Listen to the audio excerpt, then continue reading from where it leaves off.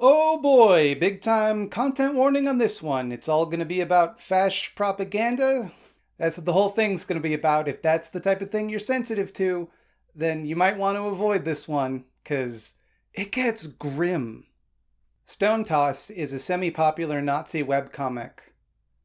Why am I talking about this? Why am I wasting some of the Earth's precious oxygen on this dipshit? Well, he started it. He made this comic about me. Now, look at this, okay? Look at it. The resemblance is uncanny. And you're telling me this guy says racism is bad. I think racism's bad. That can't be a coincidence. You think you can put me on blast and I'm not going to clap back at you? I don't think so, buddy. It's on. It's on. You're going down. You're never going to work in this town again. And by this town, I mean the internet. And by never work again, I mean I have no actual ability to stop you. Some people might argue that I'm giving Stonetoss a platform by talking about it for a whole video, but that really isn't how platforming something works. We need to be able to talk about how our enemies operate. We can't just plug our ears and assume that they'll just go away. I would be platforming this chuckle-dick if I gave him the opportunity to speak his mind unchallenged. I think it's dangerous to debate fashos. I've been pretty clear about that, but it's still important to observe how they operate and get familiar with their methods. And that's why I chose to focus on Stonetoss specifically. I'm the type of person who gets exposed to a lot of racist agitprop, mostly in the context of anti-racist activists criticizing it. But also, sometimes from racists, who are mad at me because I'm not racist enough for them. I can tell you this, Stonetoss is uniquely dangerous, uniquely effective at spreading a hateful message into spaces where it would otherwise be looked down upon. The person who makes Stonetoss, who I will be referring to as Stonetoss for the rest of this video, is a very talented propagandist. I say this as a propagandist. He's good at what he does, and I think we can learn a lot from how his comics spread and why they're made the way they are. Studying the tactics that make Stonetoss so successful, I hope, will make us better at combating them in the future. But at the very least, I think it's, maybe something we should be keeping an eye on?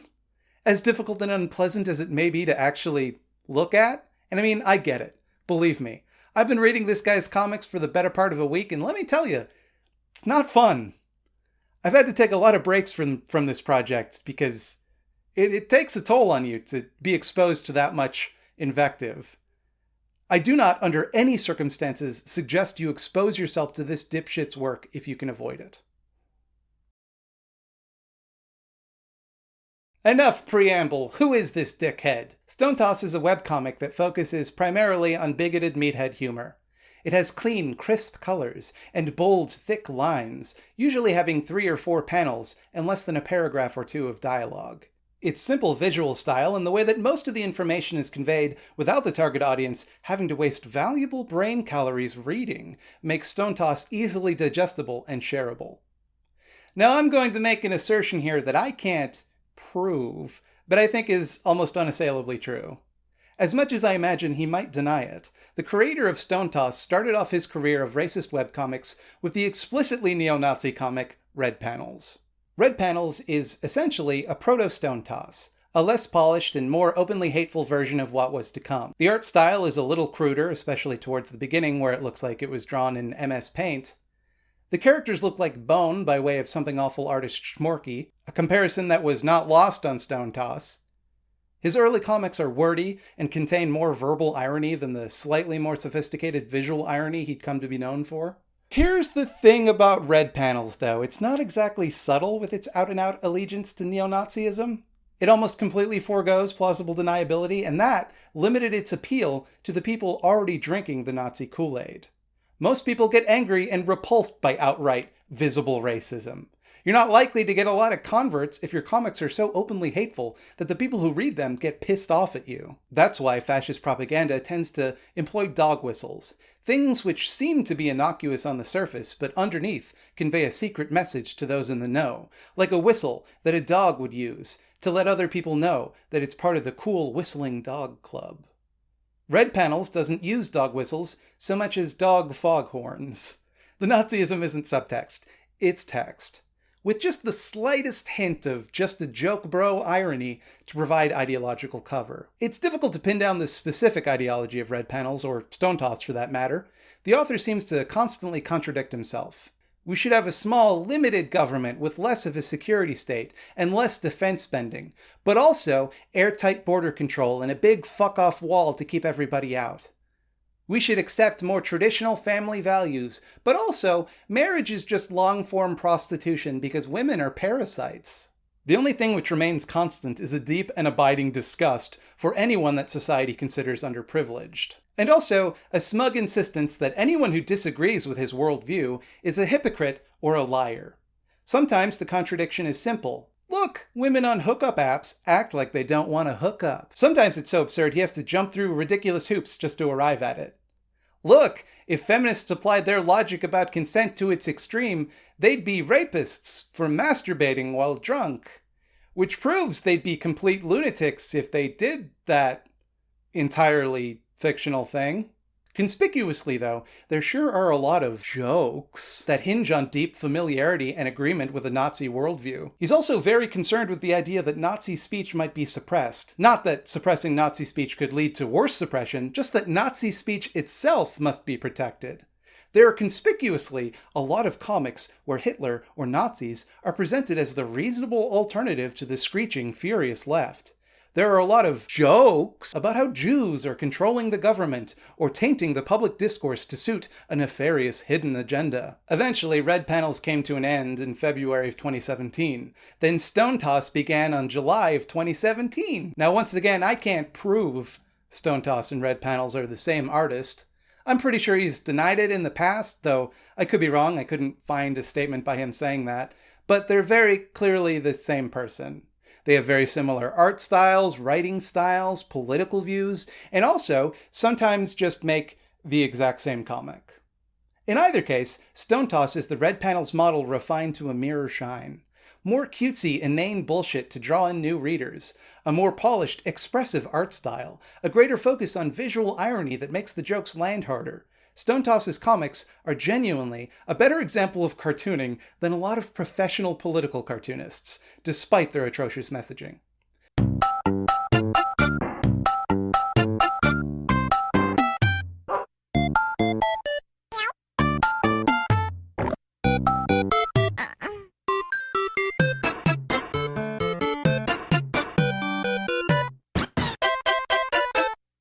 So when I say that Stony Bones is better at making political cartoons than many of his contemporaries, I hope you understand that it's damnation with faint praise. It also makes his work far more insidious. At first blush, a lot of Stonetoss comics look like just every other cutesy slice-of-life bullshit comic you find on the internet. The drawings, even the drawings of people the comic's intent is to vilify, don't appear hateful, they look cute. Sometimes he even tells a joke that doesn't rely on bigotry, punching down, or some weird political bugaboo of his. If you weren't familiar with Stonetoss and his reputation, you might see something like this. Or this. You might think it was just a cute little joke. You might share it with your friends. Hashtag relatable. They might notice the URL and hey, they like this cute little joke. Maybe they go stop by and check out some of this guy's other comics and oh god! Oh god, no! But even his very racist comics sometimes don't make any sense unless you have the very specific 4chan branded racism decoder ring that helps you decipher the puzzles and riddles that Stonetoss hides his beliefs behind. Take this one, for example. This comic talks about racial demographics in such an obtuse way that if you just stumbled across it, you'd have no idea what he was trying to say. I mean, what the fuck is this? In the first panel, white people make up 85% of Americans, and black people a scant 13%. Now, if you're a math whiz, you might notice that adds up to 98%. Remember that, it's going to be important later. Then the black piece of the pie is bigger, and the white piece is scared and confused. How could this be happening? All the while, that sneaky 2% blue piece looks on knowingly. What this comic is saying without saying is that Jewish people are masterminding a demographic shift away from whiteness in America. The 2% is, it's Jews. The point being that this comic is about the neo-Nazi conspiracy theory, the Great Replacement, a theory that states Jews are trying to breed white people out of existence for some sort of reason. Or how about this one? What? A Blackfoot steps on the ground and then it turns white, and then another Blackfoot steps on the ground in what appears to be the hyperbolic time chamber, and that foot is dirty and leaves dirt on the ground. What? What is this? What does that mean? Apparently, magic dirt theory is the idea that by setting foot on a country's soil, you become a citizen of that country, a thing which white nationalists seem convinced some other boogeyman believes. The soil or dirt of the country is magic, and by touching it, you magically become another ethnicity. In reality, according to Stonetoss, black people are just regular dirty, not magic dirty. So, couple of things. First and foremost, fuck you. But I don't think anyone actually believes that race changes when someone is granted citizenship in another country. I've never heard anyone express an idea like that before, and when I Google magic dirt, I only get weird racists complaining about the idea, but nobody actually expressing it or defending it. An idea that I have seen defended is that there should be no borders, nations, or racist deportations. But the only reason anyone believes that is because it's obvious and true. Furthermore, outside of Stonetoss's particular political bubble, most people don't conflate race and citizenship in any meaningful capacity. He just kinda sneaks that one past you. Hey, you're not Swedish just because you're in Sweden. You didn't become white like a Swedish person. And then our little goo brains hear that, and the unspoken assumption that Stonetoss doesn't actually need to articulate is that you shouldn't be considered a citizen of a country if you're not the right race for it. And then you just switch that position with the idea that magic dirt changes what country you live in, and suddenly, he doesn't sound so unreasonable, does he? But even when a comic is transparently bigoted, Stonetoss will make sure it can be read in multiple ways. Take this one, for example. This dude asks, "What's wrong with wanting a homeland for my people?" And then the Antifa guy punches him and says, "It's fascist." Pretty typical situation, pretty normal stuff. Think we've all been there. Wait, what's this? The guy turns around and declares the Antifa guy an anti-Semite. He's a Jewish! You can tell because he has an enormous nose and curly hair.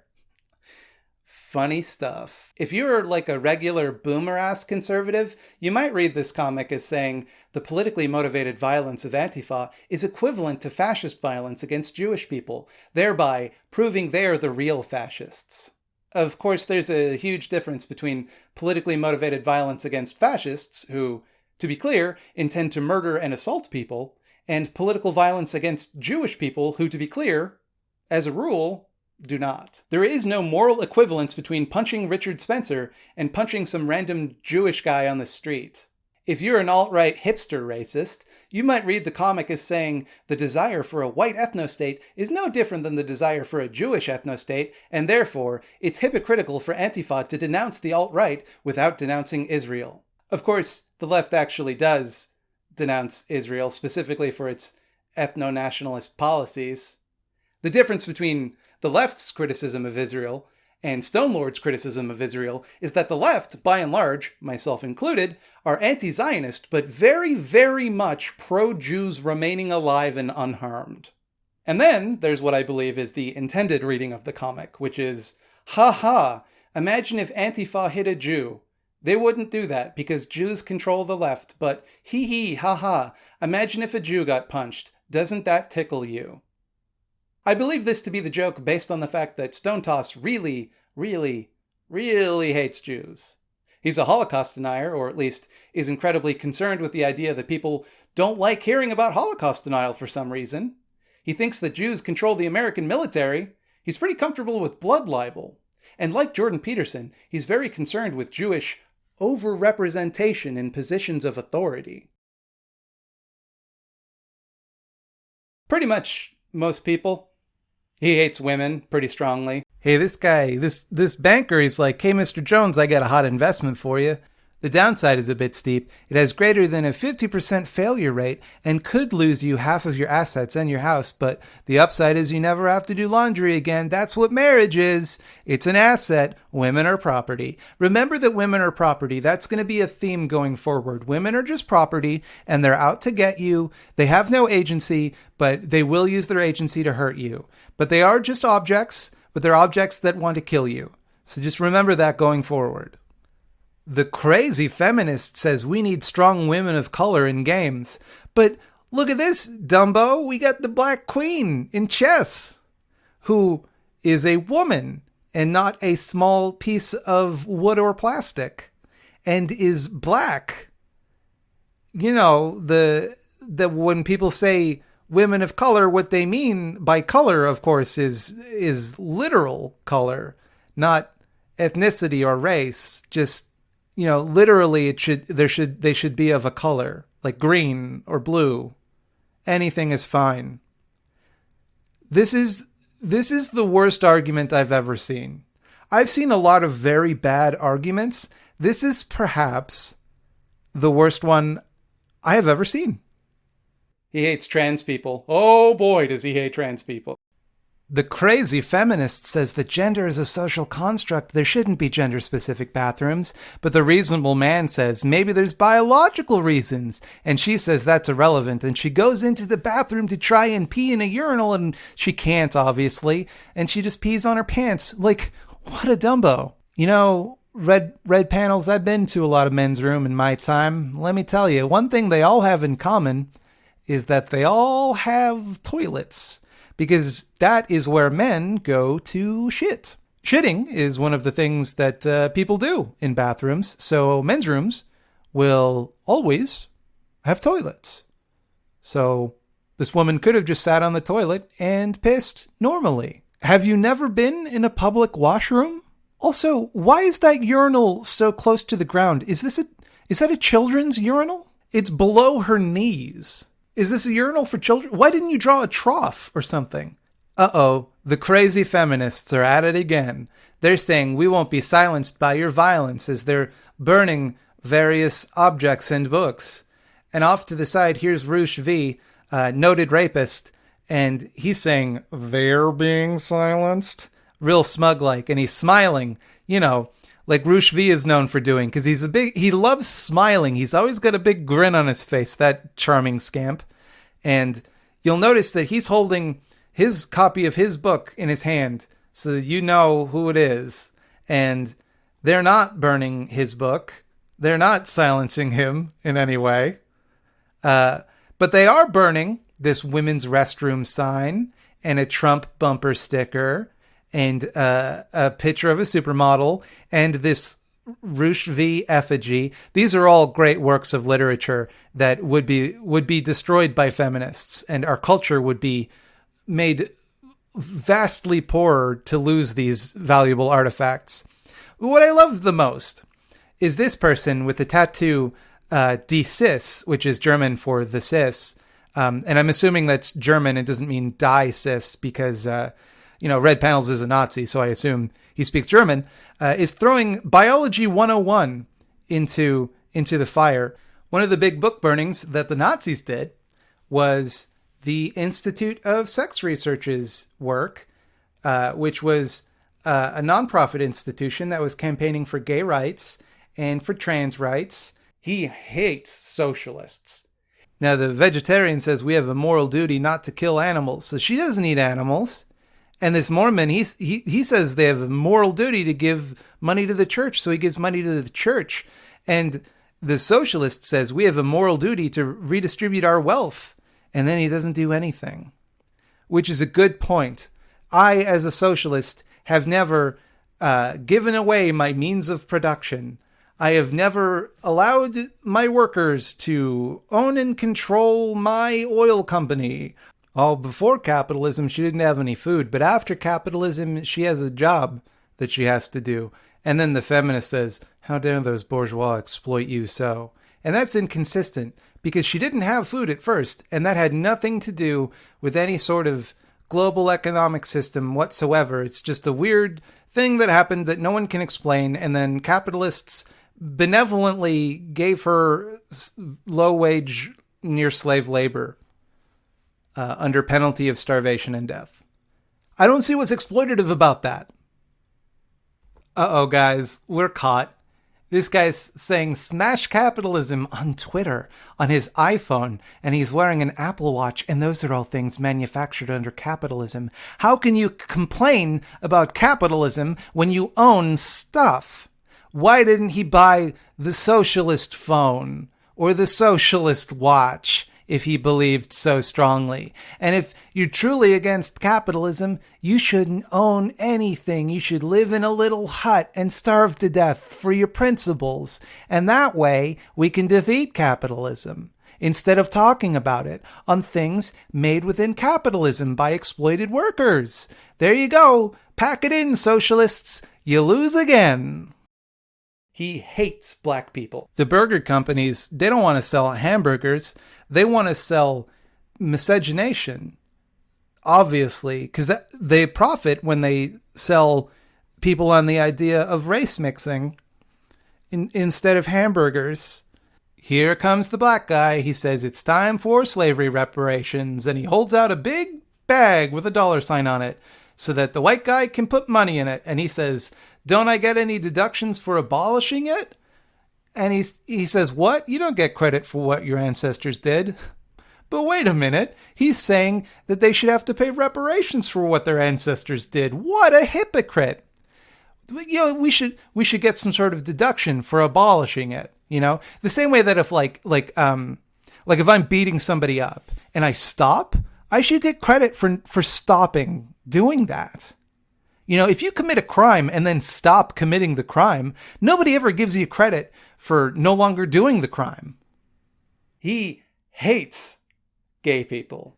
This guy's eating a hot dog, and then he's surprised because he sees this other guy putting a hot dog up his butt. And the guy says, what? It's normal. Let's follow this logic to its terminus. So obviously anal sex is wrong because you wouldn't put a hot dog up your butt.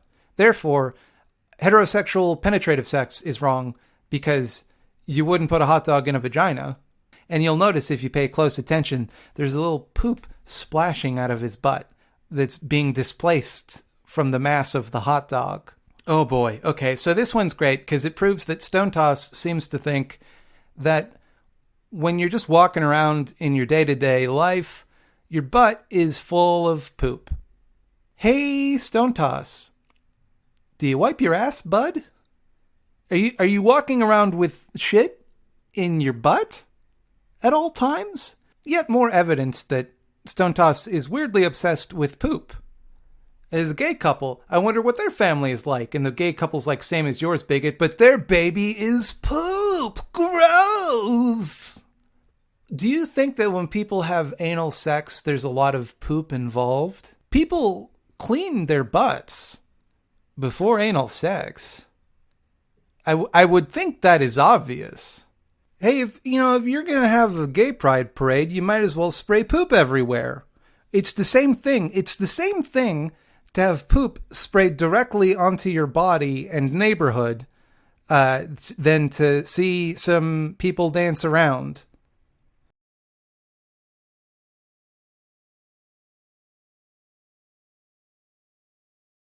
Look, I've been reading the works of this wiener all week, and I gotta get some stuff off my chest. None of this really pertains to the point of this video. It's just, I've had to deal with this guy for a while, and I just want to make fun of him. Let me have this. I need this. Uh-oh, here comes that old sneaky snake, George Soros, paying Antifa and Satanists to prove the broken window fallacy correct, so that he can benefit in some fashion. This guy says we should raise the minimum wage to $15 an hour, but the reasonable guy says, well, why don't we set the minimum wage at $50 an hour then? And the other guy says, oh no, that'd hurt the economy. Wait a minute. Oh no, my ideas are inconsistent. And that is just a solid argument. Because if you're going to do something, you have to do the most extreme version of it imaginable in order for that to make any sense. So if you're going to eat a hamburger, then that means you have to be willing to eat an entire cow. And if you're not willing to eat the entire cow in one sitting, then you don't want a hamburger, do you? Checkmate, liberals. Ah, yes, I remember this day well. When Donald Trump was elected, me and my anarchist friends went to all of the Wall Street bankers and shed a tear together as they were very upset at his election. They hated that he would give them huge tax breaks and incentives to continue to make enormous amounts of money. And they were so upset that they momentarily lowered their heads and let the Illuminati symbols on their top hats show. Oh, here's another one of these Jewish people pretending to be white and talking about white privilege, as they do. Yep, that's definitely just a thing that only Jewish interlopers believe. Can you imagine why some people might think that this Redpanels guy is a bigot? Like, where are they getting this idea that he's a Nazi? Just because he says things like the idea of white privilege was invented by Jews and circulated by Jews to weaken white identity. That's a normal thing to say. That it definitely isn't a Nazi thing to say. Oh, and look at this. Here's a jaunty little Nazi, and he says, we weren't even interested in concentration camps, but people would not stop punching us. You know, because, like, Nazis, they're non-violent by nature. It's only when people punch them do they resort to such low things as violence. And here's this dude, he's got a little fringe haircut, and he says, hey, you've got white privilege, blah, blah, blah. And the other guy says, whoa, you mean that makes me cooler and better than everybody? And the other guy's like, yes, which is definitely what that means. And then he looks in a mirror and he sees this very handsome version of himself with the words, Du es Volt, and also the comic is titled Übermensch. So, I don't really see any other interpretation of this one other than saying that white people are the master race. It's kind of a Nazi thing to say. Not all undocumented immigrants are criminals, you racist. You know, maybe they're called illegal aliens for a reason. And this one's great. I love this comic because if you just reversed the order of the panels, it would make just as strong an argument against what he's saying. This completely unreasonable person with crazy hair says, ha, bigot, don't you know it's dumb to take pride in things you can't choose? And the guy in the white pride shirt looks on, quirking one eyebrow in disbelief, as the other person smugly glances at him, their argument having been crushing. But you'll notice that it's during a gay pride parade where people are waving flags with their butts and there's dildos on the ground. And that disproves the common logic that people are always saying, that you can't take pride in things you can't choose. A thing that a gay person would absolutely say, and would therefore be a big hypocrite. And look how reasonable this guy in the white pride t-shirt is. He's just like, come on. Come on, really? Can't we just be reasonable people here? The argument isn't that you can't take pride in things you can't choose, you ding-dong. It's that you can't take pride in being white because it's nothing. You didn't earn anything or overcome anything by being white. You were just born into the super lucky group of people that gets a bunch of shit for free. And that's a weird thing to be proud of. At the insufferable personality competition, you got this, champ. Nobody can stand us vegans. What's this? A new challenger approaches? It's bike riders. They're even more insufferable than vegans. Yup, if anyone is qualified to judge who is the most insufferable people, it is definitely a libertarian Bitcoin enthusiast. Boy, does he love Bitcoins. It's a bubble, this unreasonable rube is saying. And look, it just keeps going up and up. Bitcoin just bigger and bigger bubbles, and it just keeps making life better for all of the Bitcoin owners. And it's going to keep doing that forever. Now, this one makes a pretty good point. This optometrist is giving an eye test, and he asks this guy what he sees when he looks at the Gadsden flag, but the guy sees a swastika. That's crazy.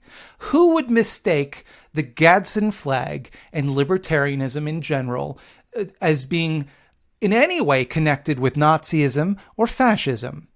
Anyway, here's this comic where a guy wearing a Gadsden flag is in a tug of war, and he's on the same side as fascists against communists and rich people.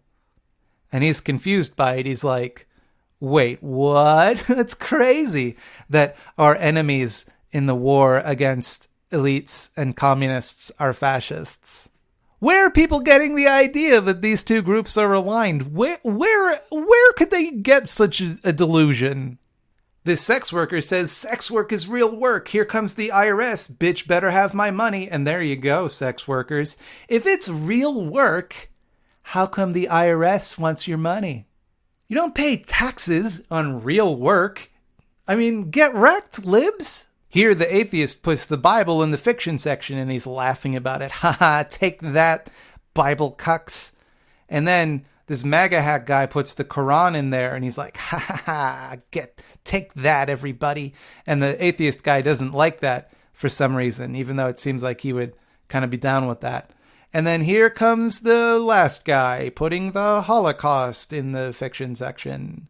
So I don't understand how anyone could think this guy's a Nazi. Here comes the crazy teacher with the purple hair, probably a feminist. And that concludes why race is a social construct. Next week we'll discuss why we need racial diversity. That's not a contradiction, Stonetoss. Those two statements make perfect sense together. Money is a social construct, but if I said, hey, I need some money, no one would be like, that's impossible. Money doesn't exist. It's a social construct. The crazy trans person in a dress, but even though they have stubble and a beard, is like, thought crime doesn't exist. But the reasonable person's like, okay, whatever, dude. Dude is in big letters, so you know they're really emphasizing it specifically to hurt the other person's feelings, which it does. And then they start crying, and they're not in a dress anymore, and the police come and arrest the guy for saying it. And that proves thought crime is real, because that happened in this comic. You know, like if I made a comic where I said Stonetoss eats shit, and then someone else said no he doesn't, and then in the third panel I drew Stonetoss eating a big bowl of shit, that would prove you eat shit.